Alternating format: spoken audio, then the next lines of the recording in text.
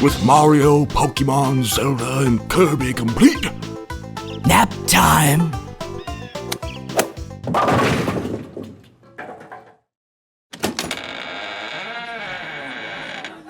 Oh my god. I forgot about Donkey Kong! You know, I really don't think this game's as good as people say it is.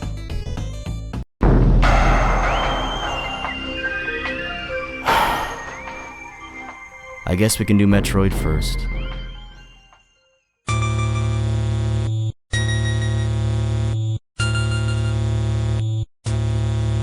Metroid was released August 6th, 1986.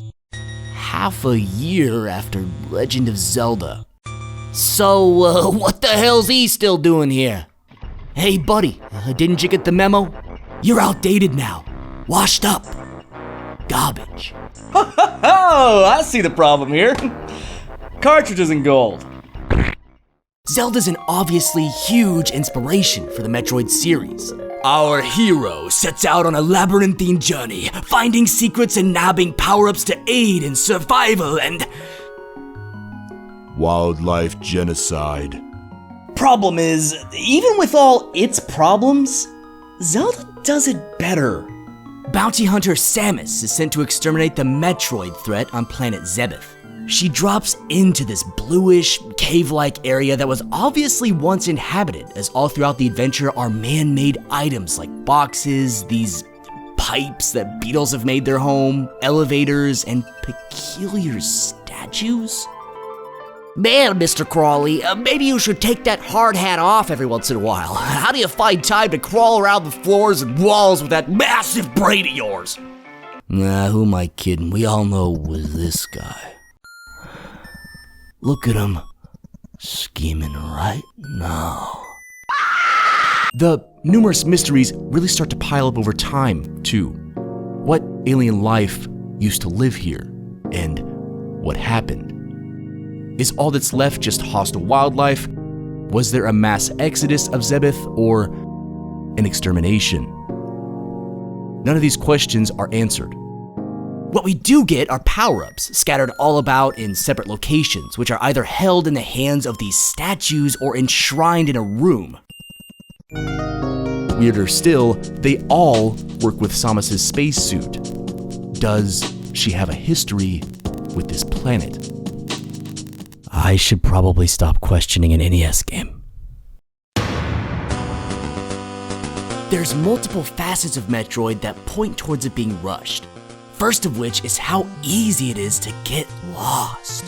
There's no overhead or pause screen map of Zebeth, so even though each area uses varying textures for walls and objects, the layouts of these rooms fail to form significant distinctions between each other as they slowly blend together. Players will walk into a new room and pause for a second while deja vu sets in. I have no memory of this place.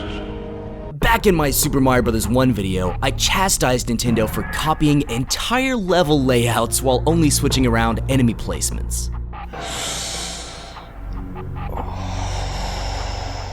Metroid takes this one step further by not only copying and pasting entire room layouts around the map, but keeping enemy placements the exact same.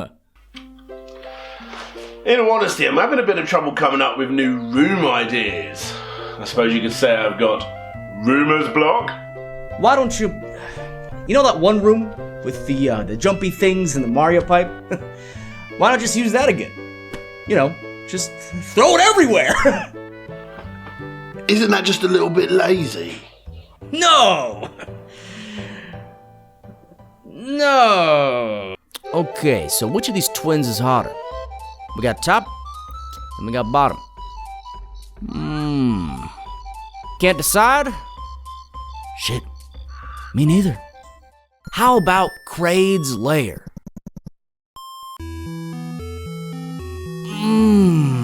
Remember that tune? Well, check it. We have an identical design used 8 different times. 8 different times. And this isn't some isolated incident. Metroid is filled to the brim with clone areas and Frankenstein together abominations. Look at these 3 separate rooms. See how much of this game is just a copy and paste extravaganza? And no, I didn't make this in Photoshop. This is how the entire game's designed. It's like Nintendo set everyone down in a conference room and said, "Alright boys, we got 13 different room templates for you to work with. They go crazy!" Let's not bypass that some of these templates weren't even thought out. Oh crap, fell in the lava again. Let me just jump out here.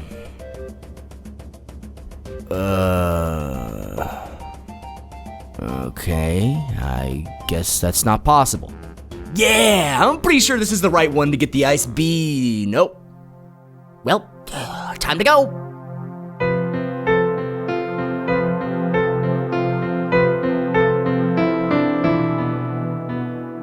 I mean, how did I even make the mistake of falling down the shaft in this room and not the correct one?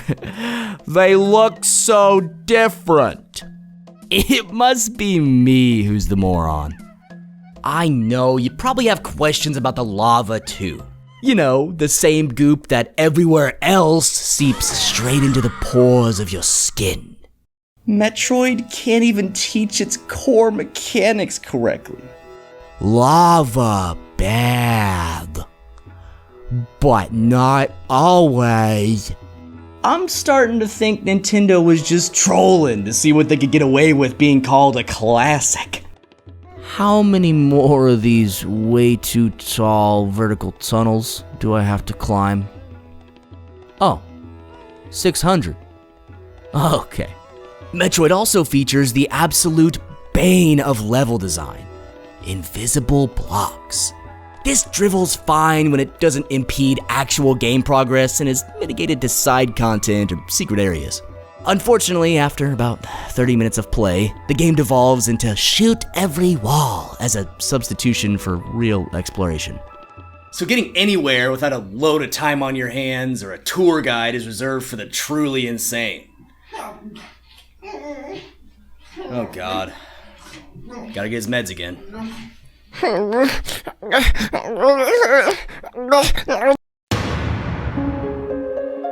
I remember when I first started this game. Oh boy, I'm gonna kill all these goons cause it'll be worth it. I held a naive thought that Metroid wouldn't respawn more aggravating enemies and keep that reserved for the little beetles and zoomers. Whee! Until I took out whatever the heck this is. Triple bug? Walked to the opposite side of the room to find a locked door, headed back, and there's old Triple Bug! You disappoint me, Metroid. So much lost potential. Besides the annoyance of respawn wars, enemies do loads of damage, and when killed, only drop pickups to restore health or missiles around half the time. But when they do... 5 health.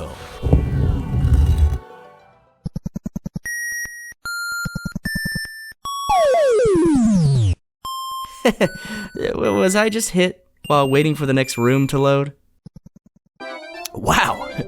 Yeah, I was. Even with the overabundance of foes present in Metroid, it's apparently still necessary to not give Samus a few invincibility frames or create blocks no enemy can enter when switching rooms. How was this overlooked? Creatures have different attack patterns and sprites, but were clearly an afterthought as there's hardly a usage for them outside the occasional frozen carcass climbing. Wait. Frozen carcass climbing? Okay, this is groovy. More ideas along this vein, Metroid would be golden. Then maybe they could have ditched the whole shoot every wall hoping for a secret routine.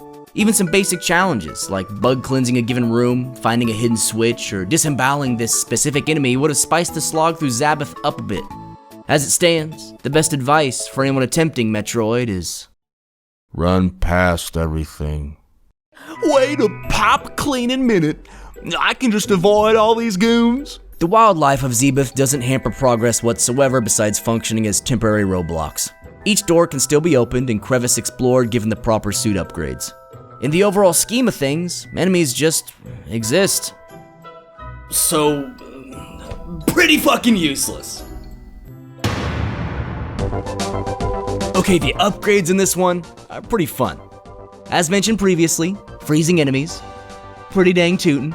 We got Lil Morph Ball functioning as the crouch for Samus to enter tight-ass holes, which is great since she can only shoot up and side to side. All right, Nitpick, we're gonna need you to crouch. Okay. No. Okay, how about you go prone? Okay. God, you idiot! Listen, I don't know what this guy's problem is, but I'm doing everything he asked. We get Lil Morph Ball bombs because that's way better than just crouch shooting. Right, guys? The Viagra beam to help Samus's arm cannon get it up onto its feet after a long day on Zebeth. Almost lost my monetization there. Oh wait, I don't have it anyways. Heart pieces for more health, high jump boots, armor to take less damage. And missiles. You can't forget those missiles, which are so powerful they make the standard shot useless. So here I am, just blasting away at this Zoomer. Must have had his Wheaties today. Okay, let me just speed this up because I got a point to make and not much time. Anyways, as you see, it's a lot of shots. So check this out. Yeah, you just saw that. Was it really necessary to make the normal arm cannon that shitty? Talk about overkill unbalancing. Luckily, the wave beam exists to not only make up for Samus skipping leg day, but give the arm cannon a fighting chance later in the adventure. Hey, how come the enemies no freeze anymore? Oh my fuck. Really?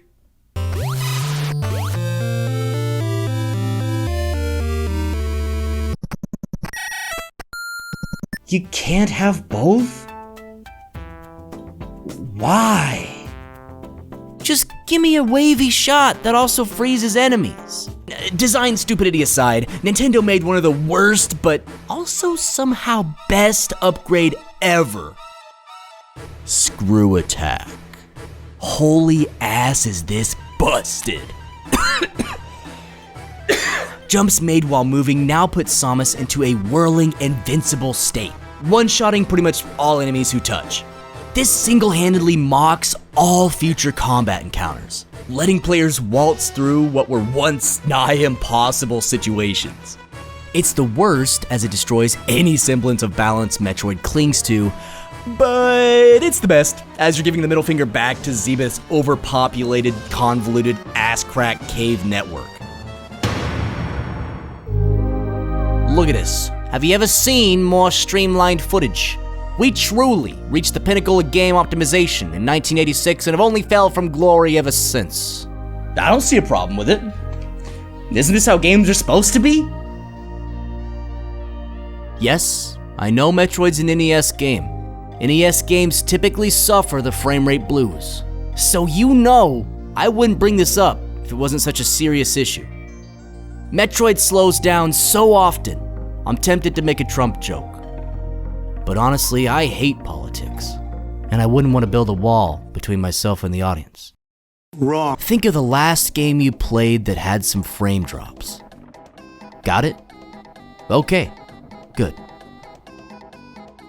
I didn't want to make a comparison between it and Metroid. I just wanted to give your brain a break from this trash. All it takes is a few things happening on screen for Samus to enter bullet time, and with objects constantly coming and going, it becomes increasingly unbearable the longer you play.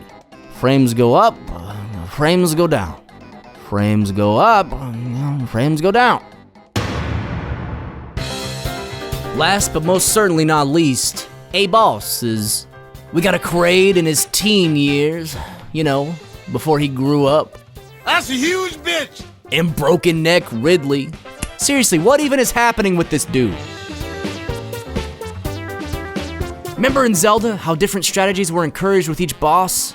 Chuck that shit out the window, it's garbage. This is Metroid. We do real boss battles. Look at this. Run up, blast them in the face, done. I don't want to have to think or figure things out when fighting a boss. You kidding me? The closer we can get these guys to these guys, all the better, I say. We don't need attack patterns or different phases. Just have the motherfuckers randomly spam projectiles. Okay, forget the sarcasm. Our final boss is legitimately frustrating. After felling Ridley and Kraid, Samus makes her way into the hidden depths of Zebeth, where dangerous Metroids roam free and donuts form from walls. The soundtrack steps back as our hero makes her way through her final trial. God, this sucks. If it isn't the constant lag spikes, it's sensory overload, as Nintendo takes this opportunity to throw as much junk on screen as possible. These swiveling cannons attempt blasting Samus off each platform as she blows away regenerating barriers. Donuts return to form, dive bombing from the corners, immediately respawning once destroyed. Unless you're incredibly patient, expect a sliver of health left from Mother Brain. Hey, pickups. Anybody heard of pickups around here? There's a way to cheese Mo Brain pretty hard, but I'm still not sure if this was actually intended. See, the room only spawns 3 donuts at any given time. Once one's destroyed or leaves the screen, another instantly pops up. This limitation seems to be an intentional design choice, since as you can tell, we're already chugging up in here, and any more might force a total game crash. By freezing each pastry to get them out of the way or create a platform, players can essentially pop off free shots on Mother Brain for short periods of time before having to put more donuts in the icebox. Samus is then given a short timer to climb another vertical shaft. Just had to get one more in there, didn't you? Then escapes and shows she's a woman.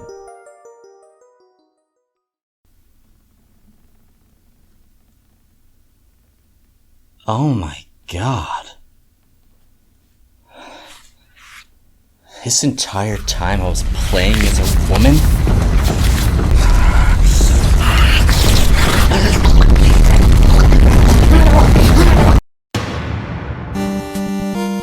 Metroid's another one of those oddly named franchises that now has to have one of these guys in every entry to justify the name. Like how Majora's Mask took place outside Hyrule, but they still managed to sneak her in real fast. Clever devils. The most disappointing aspect of Metroid is the fantastic tone clashing with composition. Samus wanders around this dark, confusing labyrinth with involved background music drawing her further in. Art also reflects mood, as Metroid's style, in my opinion, outshines both its previous contemporaries. But it all falls apart with numerous core structure problems. On top of that, frame rate, repeating labyrinthine level design, and a lack of gameplay variety or balance. Let's add Samus not being able to heal or replenish missiles through anything other than defeating enemies. The best way being to sit at a local warp pipe for minutes on end, blasting beetles or their replica cousins and reflecting on your life. Why am I here? Why do I put myself through this? It's such a beautiful day outside. Couldn't I just leave? People who enjoy Metroid grew up playing it, or games similar to it. Nowadays, without a way to save progress, view an overhead map system, switch beams, or replenish health and missiles in a convenient way, Metroid instantly becomes incredibly dated, even when compared to its first wave brethren. Do I recommend Metroid? No. Don't even waste your time. Instead, play Zero Mission, its remake, which completely turns the original release on its head, adding far more than anyone expected to make one of the best 2D Metroid titles to date. Even if it's still a bit short. You know what I haven't done in a while, besides drugs? Nitpick out. God, it is so hot in here.